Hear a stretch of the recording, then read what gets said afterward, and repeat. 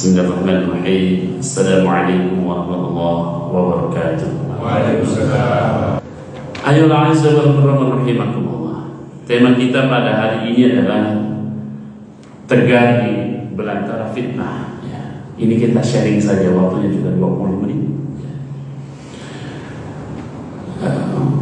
Bahwa landasan hujjah rabbaniyah sebagaimana kita sebar informasinya, yakni surat Al-Ankabut, a'udzu billahi minasyaitonir rajim, ahasiban nasu ayatraku ayyaqulu amanna wa hum la yuftanun. Ini sudah familiar, sini diangkat temanya ya.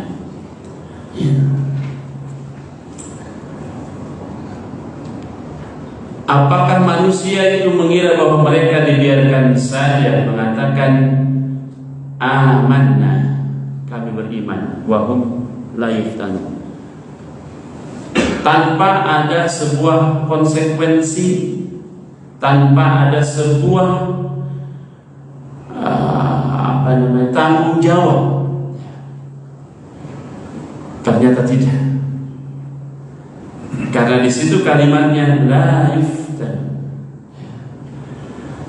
Jadi kadar keimanan seseorang di marhalatul ulya ataupun di marhalatul wusqa atau di marhalatul sufla, ya, wa likulli darajatun mimma 'amil.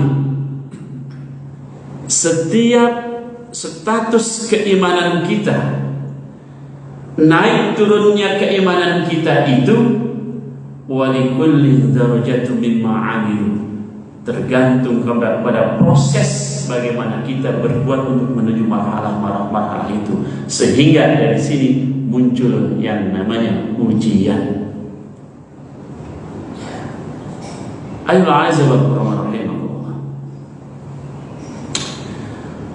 Jadi sekali lagi, iman seseorang itu, iman kita itu, Allah minta pertanggungjawabannya, Allah minta konsekuensinya. Apakah iman Anda itu tetap berada pada marhalah tertinggi atau justru merosot ke marhalah yang paling terendah? Disitulah dihadirkan ujian. Ayolah rahimakumullah. Beragam ujian yang Allah berikan kepada kita yang beriman, yang sudah mengaku beriman kepada Allah, bahwa ujian itu bisa bentuk kebahagiaan, ujian itu bisa bentuk fitnah. Ya, saya orang Sunda kalau mengucapkan huruf F kadang fitnah gitu. Fitnah, ya, maka saya kasih hamesnya, sifat hamesnya. Ya, jadi baik ujian berupa kebahagiaan atau kesusahan, ya, atau fitnah sekalipun, ya, bahkan pembunuhan sekalipun, itu adalah konsekuensi kita yang Allah tetapkan diri kita adalah orang yang beriman. Ayolah rahimahullah. Maka pantas hari ini kita menyaksikan, bahkan jauh sebelum kita hadir di sini, orang-orang yang memiliki keimanan yang tinggi kepada Allah, orang-orang yang memiliki konsekuensi keimanan yang tinggi kepada Allah, iya, selalu diuji dengan fitnah. Ya.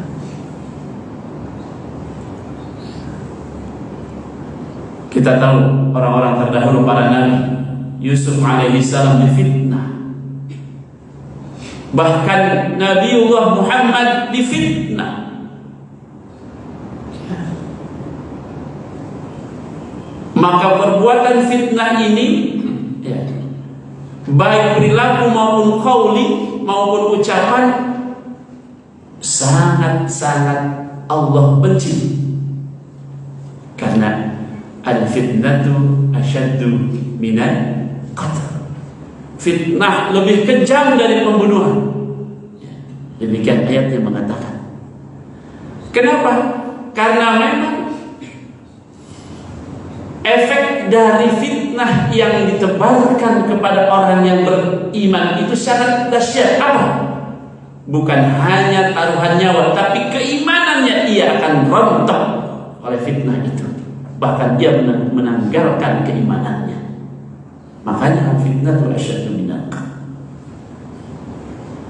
Ayolah aiza wal qur'an rahimakumullah. Berbahagia orang beriman yang ketika ditimpa fitnah, ditimpa ujian, ditimpa permasalahan, ia lolos dari fitnah itu, Allah selamatkan, Allah berikan solusinya, maka ia sesungguhnya sedang memposisikan dirinya menjadi orang kuat.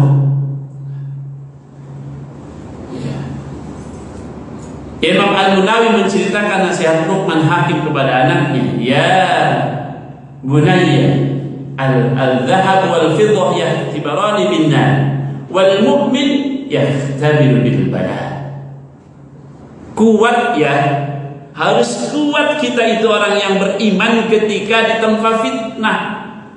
Ya. Kenapa? Karena memang Imam Al-Munawi menceritakan tentang nasihat Luqman itu mengatakan bahwa emas dan perak itu ditempa dengan api, sedangkan orang beriman ditempa dengan musibah, fitnah. Ayolah rahimakumullah. Berikutnya, sehingga Allah memberikan karakteristik ataupun memberikan informasi karakteristik orang yang suka memfitnah, orang yang suka ataupun gemarnya memfitnah orang. Allah berikan ancaman dengan wailul likulli humazatil lumazah. Kenal ayatnya ya? Wailul likulli humazatil lumazah. Wail, celaka. Bagi siapa? Likulli humazatil lumazah, bagi setiap orang yang suka memfitnah, mengumpat dan pencela. Celaka ia.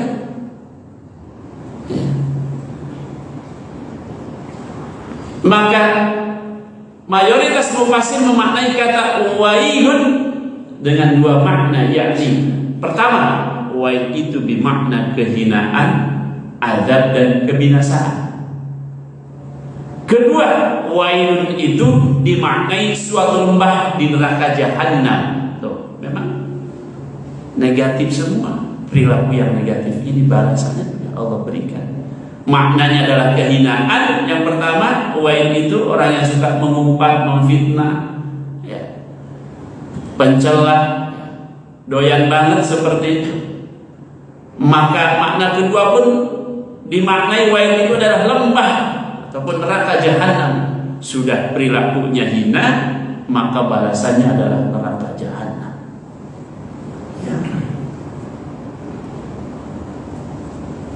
Syekh Mustafa Al-Marabi memaknai wailun itu digunakan untuk mencela dan memburukkan. Maksudnya adalah peringatan atas buruknya perbuatan yang akan disebutkan setelahnya. Ini fitnahnya kejam gitu. Sementara kalau kita melihat tafsirnya Profesor Quraish Shihab mengatakan bahwa wail digunakan untuk menggambarkan kesedihan, kecelakaan dan kenistaan. Fitnah, wail, celaka orang yang suka memfitnah. Bahkan beliau mengatakan bahwa kata ini juga digunakan untuk mendoakan seseorang agar mendapatkan kecelakaan dan kenistaan. Ya itu memang doanya begitu. Memfitnah itu tujuannya agar kita celaka, Kita memfitnah orang agar orang lain celaka, agar orang lain nista tidak bahagia. Ya, dengan demikian dia dapat menggambarkan keadaan buruk yang sedang atau akan dialami itu. Ayo a'izza wal qurra rahimakumullah. Imam Al-Qurtubi menyebutkan riwayat Ibnu Abbas menjelaskan ayat likulli humazatin lumazah ini adalah mereka orang-orang yang menyebarkan fitnah yang membangkitkan perselisihan di antara orang-orang yang saling mengasihi. Orang sudah adem ayem, rukun, guyup sama tetangga, sama keluarga besar DKM, dia menyebar fitnah, ya. Membangkitkan perselisihan, ya. Nah itu lewat yang lagi viral misalnya politik identitas dan sebagainya dan lain sebagainya, sehingga orang bikin ragu untuk beribadah, sehingga orang bikin ragu untuk beriman kepada Allah. Jangan sampai demikian. Kita hindari ungkapan-ungkapan yang membuat perhatian ambigu bagi masyarakat kita. Tetap kita dakwah dengan qudwah hasanah, melembutkan, ya, merekatkan, bukan menjauhkan, sehingga kita hindari fitnah-fitnah terhadap saudara kita yang sejatinya mereka sudah saling mengasihi, sudah berbahagia, sudah kompak, sudah berjamaah. Hindari. Ya. Qala Nabi sallallahu alaihi wasallam, syararul ibadillahi ta'ala mash'un bin namimah mufsidun bainal ahabbatil baghun al-qura al-'ilm. Ya, syararul ibadillah, seburuk-buruknya hamba Allah adalah al-masyaun bin namimah, orang-orang yang menyebarkan fitnah. Al-mufsidun bainal ahibbah, yang membangkitkan perselisihan di antara orang-orang yang sudah saling mengasihi. Al-babun al-qura al-'ain, dan yang mencari aib makhluk ataupun orang lain. Atau kama qala Rasulullah sallallahu alaihi wasallam. Ayo a'izza wa rahimakumullah. Imam Ibnu Katsir menyebutkan beberapa riwayat terkait makna humazah dan lumazah. Wailul likulli humazah. Ibnu Abbas mengatakan bahwa humazah dan lumazah artinya tukang menjatuhkan orang lain lagi pencela. Humazah tukang menjatuhkan orang lain, lumazah orang yang mencela, nyela.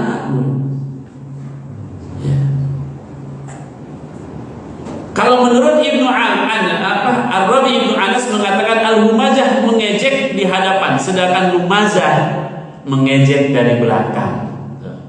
Wa yadhikul li humazatin lumazah. Ya. Al-humazah mengejek di hadapan, di depan ada orangnya, sementara al-lumazah mengejek dari belakang. Ngomongin orang dari belakang, orangnya kagak ada yang kita omongin. Ayo a'izza wal qurra rahimakumullah. Inilah makna dalam tentang fitnah itu sendiri. Berangkat dari wa hum la yuftanun, kemudian wailul likulli humazatin lumazah. Maka kita tentunya hari ini berada di zaman fitnah. Banyak sekali fitnah. Entah itu fitnah yang belum kita selesaikan dalam keluarga, fitnah dari istri, fitnah dari anak, fitnah dari tetangga bersosial kita, ya.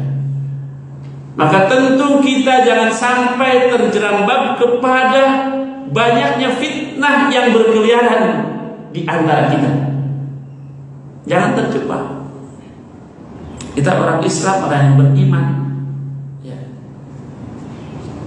Ya ayyuhalladzina amanu ijtanibu katsiran minadh-dhann. Ya. Hindari prasangka fitnah yang belum benar. Fatabayan, paradigmanya dibuka. Oh iya, praduga tak bersalah. Kita sudah tahu ini. Maka jangan sampai kita terbawa oleh derasnya arus fitnah, baik yang skopnya lingkungan maupun yang nasional. Hati-hati. Ya. Saya challenge ya, mudah-mudahan nanti ada yang bertanya. Ya. Itulah fitnah sebagai ujian. Karena memang hidup kita di dunia ini Allah berikan fasilitas dua. Ya, berikan fasilitas kepada kita manusia di alam dunia itu untuk memilih mana di antara kita yang terbaik. Alladzi khalaqal mauta wal hayata liyabluwakum ayyukum ahsanu amalan. Siapa yang terbaik ahsan amal? Terbaik amalan siapa di antara kita yang bisa keluar dari arus derasnya fitnah sebagai musibah bagi kita? Ya. Ayolah Bismillahirrahmanirrahim. Terakhir, tentu kita memohon berdoa kepada Allah. Ya. Sebagai doa-doa, fitnah terbesar itu adalah fitnahnya Dajjal. Ya. Allahumma inna na'udzubika min adzabil qabri wa min adzabin nar wa min fitnatil masiihid dajjal. Ya Allah, jauhkanlah kami dari fitnah ataupun bencana kubur, bencana api neraka, bencana terbesar fitnah dajjal. Ya. Maka untuk bisa kita terhindar dari itu, selain kita banyak berdoa itu, tentu kita kembali kepada SOP hidup kita, yakni Al-Quran. Qala Nabi sallallahu alaihi wasallam, satakunu fitnatan, kelak ya, umatku akan diterjang oleh gelombang fitnah selama hidupnya.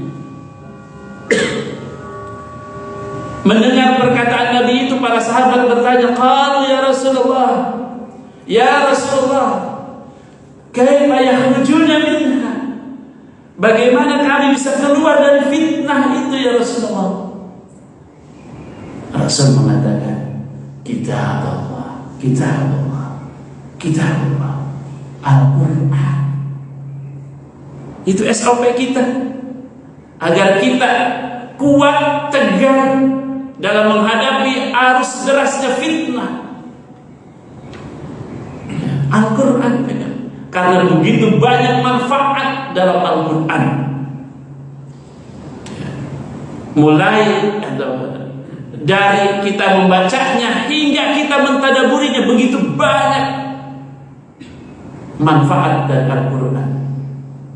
Sehingga Nabi pun mengatakan, Al-Quran adalah syafi'an li ashabihi. Jadi kalau ingin mendapatkan syafaat, Al-Quran. Ingin mendapatkan keselamatan dari derasnya fitnah, Al-Quran. Jangan jauh. Syukur-syukur bisa menghafalnya, syukur-syukur bisa mentadaburinya. Dari satu ayat itu, misalnya watin, ada apa dengan buah tin disebut dengan oleh Allah Subhanahu wa taala? Buka tentang itu, tadabur namanya. Ya.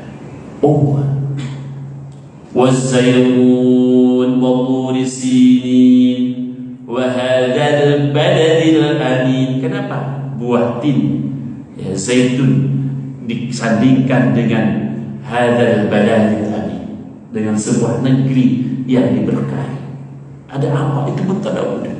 Sehingga ketika membaca ayat itu, tidak hanya manis di mulut, tapi ia masuk dalam hati. Yang muncul adalah tangisan, menghadirkan, membayangkan bagaimana perjuangan Rasulullah di Makkahul Mukarramah untuk menegakkan la ilaha illallah.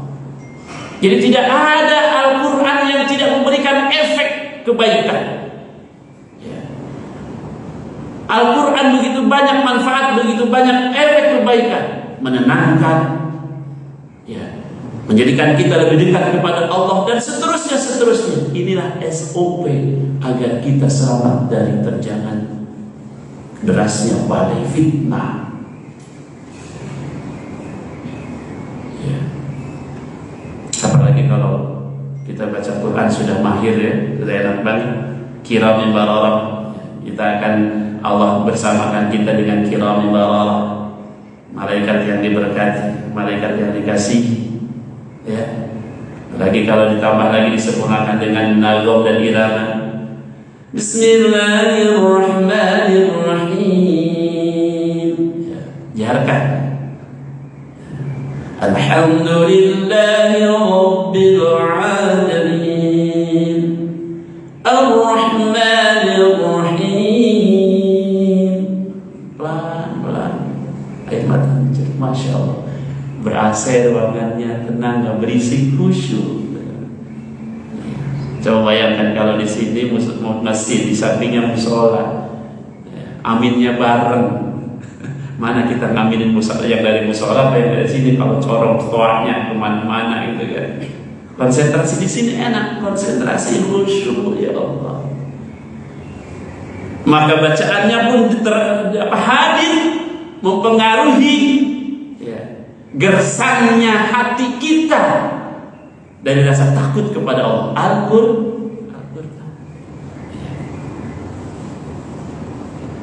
Hadirin rahimahullah, ini sebagai challenge untuk tema pagi hari ini.